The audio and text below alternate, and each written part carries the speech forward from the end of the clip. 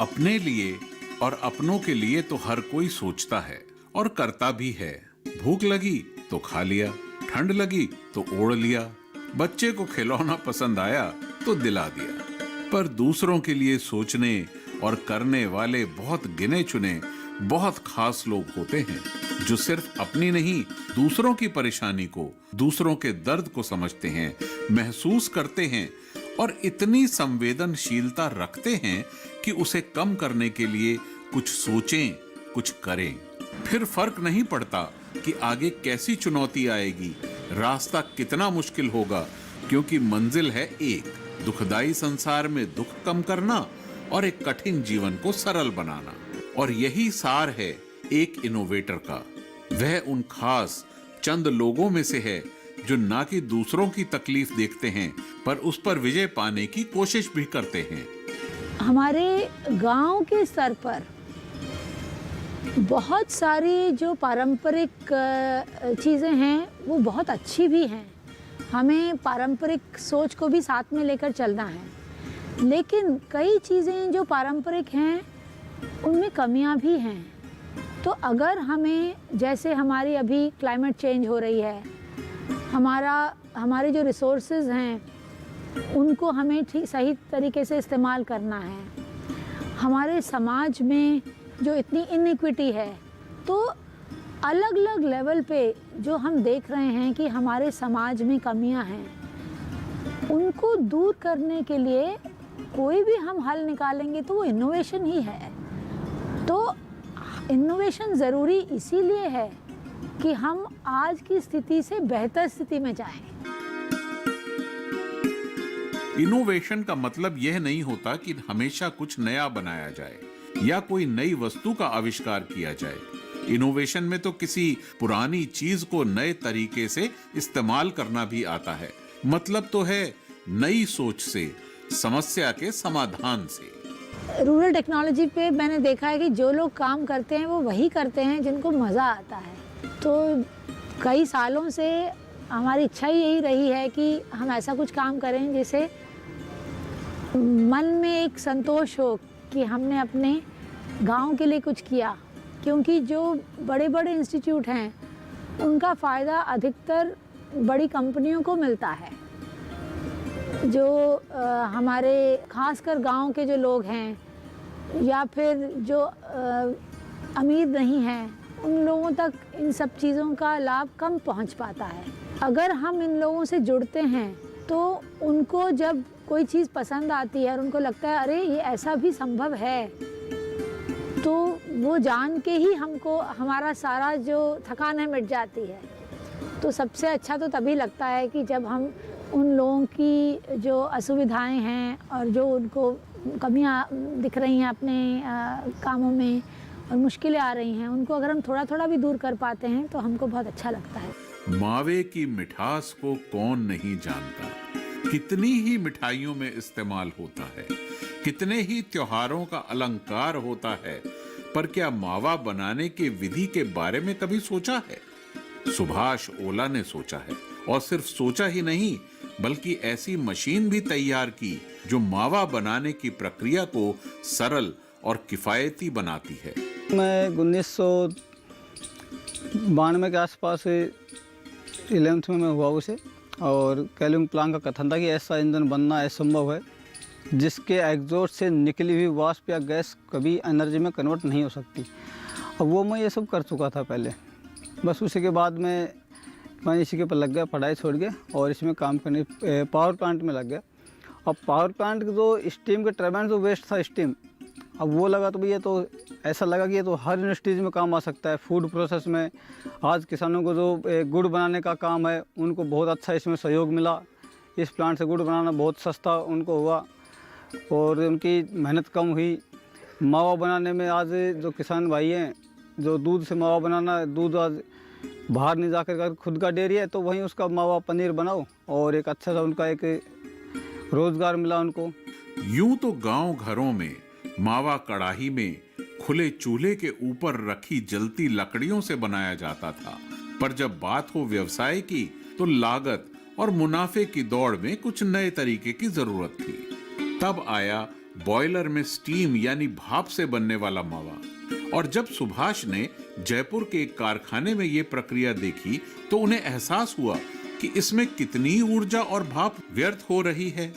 और तब शुरू हुआ उनका कठिन परिश्रम, एक ऐसी मशीन बनाने का जो ज्यादा से ज्यादा भाप को इस्तेमाल करते हुए कम लागत और कम समय में मावा तैयार कर दे। और इस परिश्रम का अंत हुआ 10 साल बाद, जब उन्होंने अपने इनोवेशन को पूरा किया। ये 2008 के आसपास मैंने बाजार में उतार दी थी इसको। जैसे ही ये पता लगा कि कोई भी एग्जॉस्ट से निकली हुई स्टीम वेस्ट नहीं जाए, तो मैंने इसी को भी रिकवर किया। जहाँ 180 डिग्री टेम्परेचर और कंडेंस वाटर निकलता है 140 डिग्री, जो वेस्ट होता है उसको हमने रिसाइकलिंग किया विदाउट इलेक्ट्रिसिटी, फीड पंप के द्वारा। ज़्यादा नहीं, ये तो स्टीम पावर प्लांट हम पहले बना चुका था, तो लगभग इसको डिज़ाइन करना था। 6 महीने में मैंने एक कंप्लीट प्रोजेक्ट बना दिया था। स्टीम अपना मावा मेकिंग प्लांट और गुड़ बनाने का प्लांट या जैगरी प्लांट बोल सकते हैं।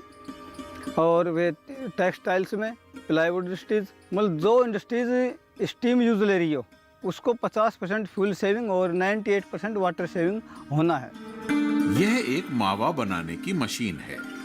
स्टीम सर्किट, जिसमें बॉयलर, कड़ाही, कंडेंसर और पाइप हैं, इनको एक बंद लीक प्रूफ डिजाइन के रूप में बनाया गया है, जिसके परिणाम स्वरूप बहुत कम ईंधन बेकार जाता है।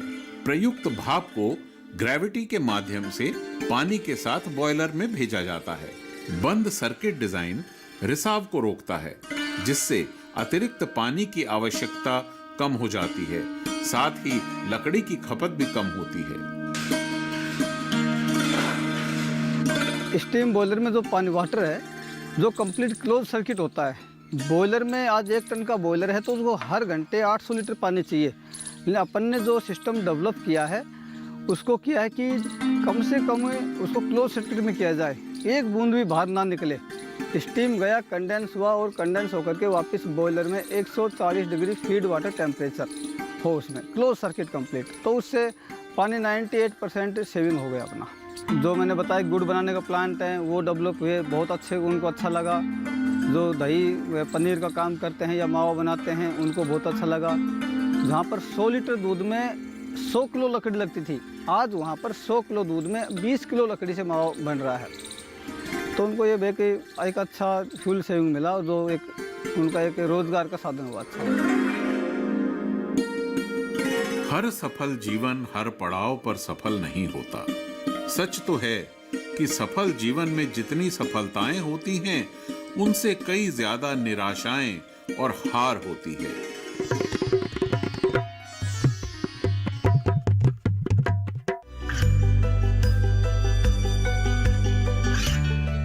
गांवों और पिछड़े क्षेत्रों में सरकारी योजनाओं की जानकारी पहुंचा।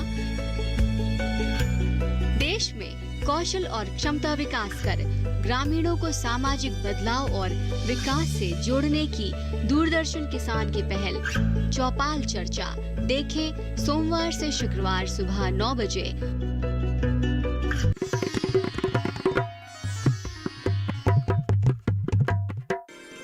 बॉयलर में भरा पानी पारंपरिक मावा मशीनों के विपरीत लंबे समय तक लगातार उपयोग किया जा सकता है। पारंपरिक मशीनों को लगभग हर आधे घंटे में फिर से भरना पड़ता है। समय और मेहनत बचाने के लिए सुभाष ने दूध को निरंतर चलाते रहने का काम ऑटोमेटिक बना दिया है। पारंपरिक तरीके से कड़ाही में मावे को चिपकने देने से बचाने के लिए निरंतर चलाने की आवश्यकता होती है। इसके लिए प्रत्येक कड़ाही में कम से कम एक व्यक्ति की आवश्यकता होती है। मेरे को 2.5 साल हो गए हैं। इससे पहले मैं अपना इलेक्ट्रिकल का काम करता था, तो यहाँ का इलेक्ट्रिकल वगैरह का भी मैं देख लेता हूँ, बाकी भी अपना जो प्रोडक्शन का वो भी मैं देख लेता हूँ। शुरू में मेरे साथ थे यहाँ पे 1-2 आदमी, उनके साथ साथ मैं धीरे धीरे सीखा, उसके बाद मैंने खुद कर लिया। मेरा प्रोडक्शन का ही है सारा काम। सुबह आते ही हम अपना काम चालू करते हैं। बॉयलर का जो भी देखते हैं कि आज कितना वो कौन सा हमारे पास ऑर्डर है, कितना कौन सा देना है। ऐसा है कि हम एक दिन में 2 भी बना देते हैं, 3 भी बना लेते हैं। जैसे अभी कुछ आदमी हमारे बाहर साइड पे भी चलते रहते हैं, कुछ यहाँ भी चलते रहते हैं, तो 4 तक भी बना देते हैं। 50-60 आदमी हमारे पास काम करते हैं। छोटा बॉयलर एक कढ़ाई का बनाते हैं तो मान लो 3-4 बन जाते हैं। तो बड़ा बनाते हैं तो उसमें 2 भी बन जाए, 3 भी बन जाए। बॉयलर और मशीन का स्वचालित संचालन श्रम की बचत तो करता ही है, मावा की प्रति यूनिट में लकड़ी की खपत को भी कम करता है। सुभाष की स्वचालित मशीन एक ही बार में 10 से 12 लीटर दूध को संसाधित कर सकती है। इस तरीके का उपयोग डेयरी और खाद्य प्रसंस्करण, वस्त्र, रबर और प्लास्टिक उद्योग में कुशल हीटिंग के लिए भी किया जा सकता है। जैसे अभी अपने जो दुकान वगैरह कर रखी है, मावा वगैरह का जो खोए का मिठाइयों का जो काम करते हैं वहाँ है, जो भी स्टीम वगैरह का जो भी काम होता है वहाँ लगी हुई है। बड़ी बड़ी कंपनियों में जैसे कि जो भी हीटिंग का काम है वहाँ सब लगी हुई है। नहीं, अभी तो काफ़ी सुधार कर दिया। जैसे पहले पानी की वेस्टेज भी ज़्यादा था, स्टीम का वो भी था, अभी सबको क्लोज करके सब सारा उसी में चल रहा है। अभी 100 लीटर दूध का खोआ निकालने के लिए 20 से 25 केजी लकड़ी लगती है। पानी की वेस्टेज है वो सारी ख़त्म हो गई है, कोई वेस्टेज नहीं है पानी का, एक बार भरने के बाद वही चलता है। हर सफल जीवन हर पड़ाव पर सफल नहीं होता। सच तो है कि सफल जीवन में जितनी सफलताएं होती हैं, उनसे कई ज्यादा निराशाएं और हार होती है। सुभाष उन निराशाओं को आज कैसे याद करते हैं? क्या उन्हें लगता है कि वो भी जरूरी थी? क्या उनसे भी वो कुछ सीख पाए? ये मुझे अच्छी तरह ध्यान है। 1990 के 91 के आसपास की बातें, जब मैं पावर प्लांट के लग रहा था कि अब मैं इसको बनाऊंगा, तो पावर प्लांट 1 करोड़ का वो था। बोले इसमें तो करोड़ों रुपए लगेंगे, इतना पैसा तो आना बहुत मुश्किल है, क्यों इसमें पैसा वेस्ट करे, बर्बाद हो रहा है, कोई टाइम भी वेस्ट हो रहा है, इसका कोई मतलब निकलेगा नहीं, क्या फ़ायदा इसको बनाने से कोई फ़ायदा नहीं होगा, क्या करोगे इसका बना करके। तो मैं ठीक है भाई, पैसा तो पता नहीं आएगा कैसे आएगा, मेरा काम है इसको बनाना, और पैसा कहाँ से आएगा इसके लिए ना मैंने कभी सोचा है, ना कभी भविष्य में सोचा, ना अब सोच रहा हूँ इसके बारे में। और वो आज कैसे भी करके कंप्लीट हो गया। सपोर्ट तो अब ऐसे तो खुद कुछ मुझे भी करना पड़ा इसको डेवलप करने के लिए, और ज़्यादा तो खुद को ही करना पड़ा। बाद में जब खुद ने कुछ मैंने किया और लोगों को दिखा कि वास्तव में इसमें कुछ है, तो सोडा से सुबेश सिंह जी थे, तो उन्होंने देखा और उन्होंने बताया कि इसका तो पेटेंट कराओ। फिर उन्होंने कोई जयपुर से था, उनको अखबार में उनको बताया, कुछ बाहर से सहयोग मिला, कुछ से सहयोग मिला, और फिर NIF से भी एक बहुत अच्छा सहयोग मिला, जो एक गांव की टेक्नोलॉजी को बाहर एक अच्छे से डेवलप किया, और मुझे इससे बहुत बढ़िया एक एनर्जी मिली या पावर मिली, जिससे आज मुझे काम करना बहुत अच्छा लगा। निराशा के बीच में आशा की किरण क्या कहीं और से भी टिमटिमाती है? सुभाष जी को तो मैं आज से करीब 10 साल हो गए मेरे को, 10 साल से पहले नहीं जानता। तो सुभाष जी ने जब आविष्कार किया तो ये मेरे पास गए थे, तो मैं पेटेंट वगैरह का मैंने सलाह दिया, काम बहुत जोर का था, तो मैंने इनको पेटेंट के लिए ले गया, दिल्ली करवाया, पेटेंट करवाया, इनका काम शुरू कराया। और फिर मेरा तो इतना सहयोग था इनका, मेरे पास भी पैसे की व्यवस्था तो नहीं थी। बाकी मेरा एक मित्र था बहुत बढ़िया, सुनील स्वामी, उससे मैंने मिलवाया, तो उन्होंने इसके फंड की व्यवस्था की, फिर इन्होंने खुद भी अपना किया। और हमारे घर पे कोई कहना कि साहब घर से तो 1-2 लाख रुपए की ज़्यादा हम नहीं निकाल सकते घर से, तो इन्होंने जो उससे फिर वो बढ़िया आदमी मिला, उसे फिर उन्होंने स्टार्ट किया, इन्होंने अपना काम पूरा किया। मेरा ये पानी का काम मैंने अलग किया। पानी का जो मामला था ये था मेरा इसमें, पहले तो हमारे वाटर लेवल ऊपर थे, तो उस टाइम पर क्या था कि बिजली से इंजन चलाओ, मोटर चलाओ, डीजल चलाओ, कुछ भी नहीं, ठीक है। रहट ख़त्म हो चुके थे, क्योंकि रहट एक सिस्टम होता है कि चौड़ा कुआं होता है, फिर वो पानी नीचे चले गए, तो मैंने इससे पानी निकाला, छोटी सी मोटर से, इतनी सी मोटर है, इसमें आधा HP की मोटर, बस उसे पानी निकाला। सुभाष के पिता अलवर में ही किसानी करते थे। हालांकि सुभाष पढ़ाई में तेज थे, उन्हें अपने परिवार और 3 बहन भाइयों की जिम्मेदारी उठाने के लिए स्कूल छोड़ना पड़ा और जुट गए अपने पिता की सहायता करने में। पर सीखने की ललक नहीं गई। खेती के साथ साथ उन्होंने पिता से बोरवेल की खुदाई भी सीखी, और जब बड़े हुए तो कंप्यूटर के बारे में भी अपनी पहल से ज्ञान प्राप्त किया। कहते हैं ना कि पूत के पांव पालने में ही दिख जाते हैं, और 8वीं कक्षा में ही सुभाष ने अपना पहला स्टीम टरबाइन तैयार किया, जिसमें भाप का उपयोग हुआ। आधा किलोवाट के इस टरबाइन से उन्होंने एक बल्ब जलाया। ये भविष्य के उस सुभाष का प्रतीक था जो अभी और बहुत उजाले करने की फिराक में था। पहले गांव में बिजली बहुत कम थी, तो वो बहुत एक बल्ब जो जलता था बहुत अच्छा लगता था, तो उसको देखकर मैंने भी विचारा है कि क्यों ना ऐसा बनाया जाए जो कुछ अपन को ये बल्ब का, बिजली कनेक्शन मिलता नहीं था पहले, तो मैंने डीसी स्टीम टरबाइन जनरेट किया और उससे बिजली बनाई। तो 1984 से ये स्टार्ट किया था मैंने इसको, और एक डीसी स्टीम जनरेटर डेवलप किया। अब वो जलता रहा धीरे धीरे, स्टीम इंजन था और चलता रहे। वो एक खेल के समान था, मनोरंजन समझ लो, खेल बस। उस 4-5 साल तक ऐसे चलता रहा। तो इनके बारे में तो क्या किया, इन्होंने काफ़ी कुछ किया इन्होंने तो, मतलब जो इनका स्टेटस था पढ़ाई का भी, लिविंग स्टैंडर्ड का भी, रिहाइश का भी, उसके आधार को देखा जाए तो काफ़ी कुछ किया है, जो नामुमकिन चीज़ है। अब आप वास्ट स्टीम जो निकलती है, रेलगाड़ी चलती थी 150 साल तक रेल चली, किसी ने ये नहीं सोचा कि रेल की स्टीम को वापस ले लो आप। आज अगर रेल चलाओ तो वो फायदे का सौदा है। किसी भी इनोवेटर के पास एक कोई बना बनाया ताना बाना नहीं होता, इसीलिए कई बार तो ताना बाना बनाने में ही वर्षों की मेहनत, संघर्ष और कमाई लग जाती है। और कभी कभी तो रिश्तों की नदी भी सूख सी जाती है। तब कैसे उसे संपूर्णता से पकड़ा जा सकता है? क्या संभव है? और अगर है तो कैसे?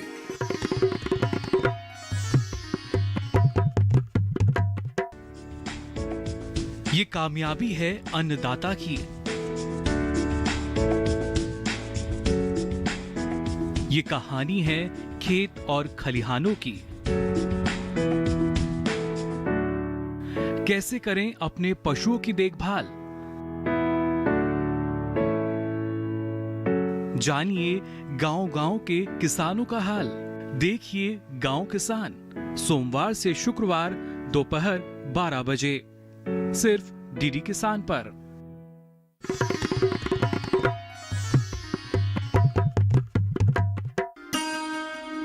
सुभाष अपने काम और उसकी जरूरत पर भरोसा करते हैं, यानी काम की सार्थकता स्वयं इनके काम की महत्ता को स्वीकार करेगी। कोई भी काम करने से पहले उस काम को पूरा बनाएं और उसको लगातार से धीरे करें, लेकिन करते रहें अपन, तो हम उस काम तक पहुंचेंगे। उसके लिए अपन कोई ऐसा बहाना नहीं कि यार पैसा नहीं कहाँ से, तो उसको एक फंड की वजह से उसको रुकना नहीं चाहिए। धीरे धीरे कैसे भी करके उसको आगे लेके आना चाहिए, उसको लगातार लगे रहना चाहिए मतलब उसमें। किसी भी इनोवेटर के पास एक कोई बना बनाया ताना बाना नहीं होता, इसीलिए कई बार तो ताना बाना बनाने में ही वर्षों की मेहनत, संघर्ष और कमाई लग जाती है। और कभी कभी तो रिश्तों की नदी भी सूख सी जाती है। तब कैसे उसे संपूर्णता से पकड़ा जा सकता है? क्या संभव है? और अगर है तो कैसे? देखो, सभी से तो हो सकता है, किसी का पेरेंट्स ने सहयोग किया हो, यहाँ से मिला है सहयोग, लेकिन इतना नहीं मिल पाया जितना होना चाहिए था। मम्मी ने थोड़ा किया है, पापा ने इतना नहीं कर पाए। और सभी के साथ होता है, जब इसमें वेस्ट होता है पैसा बहुत ज़्यादा। जब वह पहले तो ये तोलियाँ का बनाया, फिर तारों को बनाया, तो ये तो 7 साल का लग गया था। तो बनाता ये तो उसके वैसे बना ही दिया। बचपन से ही को ध्यान ऐसे ही अच्छा मैं ये बना लूँ, ऐसा ही का ध्यान है। जब ये ठाला रहता तो कदे किमी बनावो करता, कदे कुछ बनावो करता। अब या तो पता नहीं भी क्या कोई इंजन साहब, या तो मन में क्या पता। अब वो इंजन बनाया था। अब तो मैं तो क्या करे, अब मदद तो आई करे, मैं तो पैसा की देवाड़ सी, मेरे को वो याद जो दिया। जब की इच्छा सी तो करो। अब हम तो खिंदा दे सा, अब क्या पता भी ये क्या क्या करते। पिताजी तो वैसे नहीं बोलता है, पढ़ने नहीं जाता, ये काम नहीं करता, ये न्यू नहीं करता, ये बिगाड़ू सा। अब तो बहुत अच्छा लगता है, और वह कहता तो मेरा जी बढ़ता। आज सुभाष अपने कौशल से अपनी दर्जनों मशीनें बेच चुके हैं।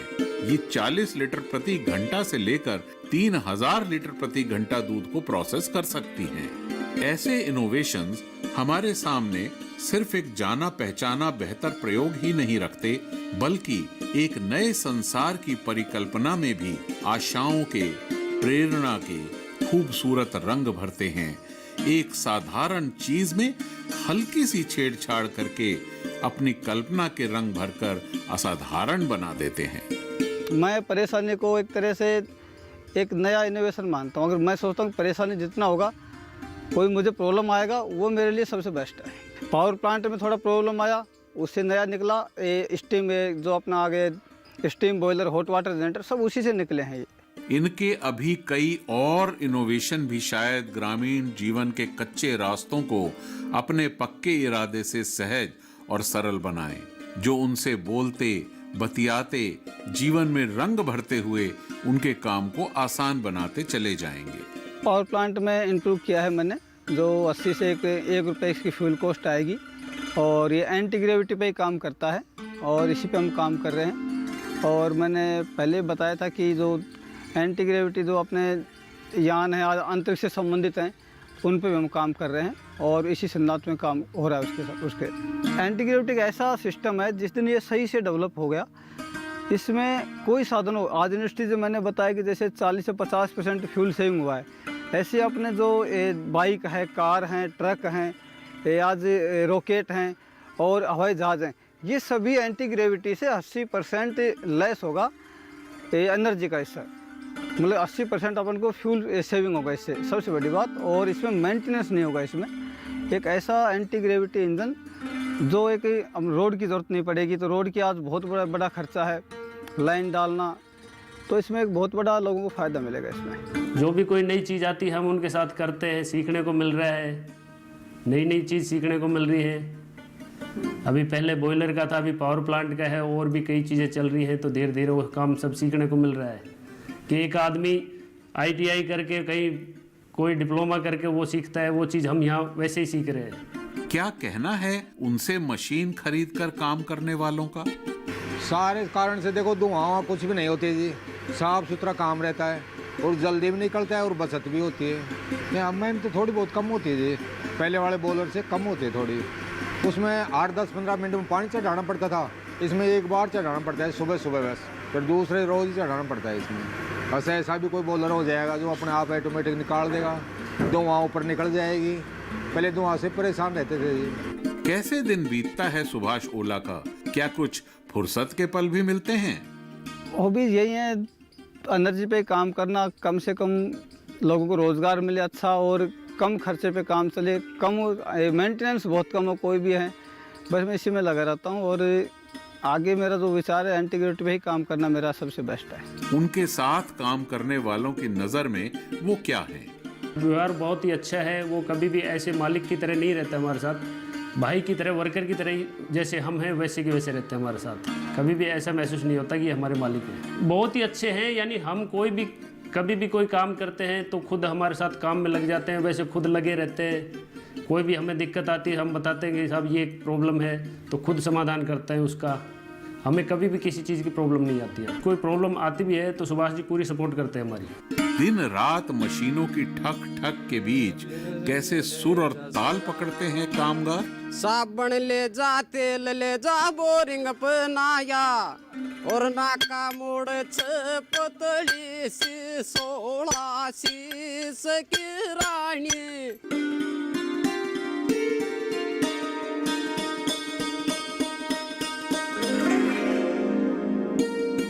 राजस्थान के मदन लाल कुमावत ने भी कृषि से जुड़े उलझे और जटिल प्रश्नों को हल करने का प्रयास किया। इन्हें अपनी संस्कृति और धरती के नजदीक रहने का शौक है। मदन लाल कुमावत का इनोवेशन मल्टी क्रॉप थ्रेशर कृषि और कृषि से जुड़े कार्यों को सरल और बेहतर बनाने का प्रयास है।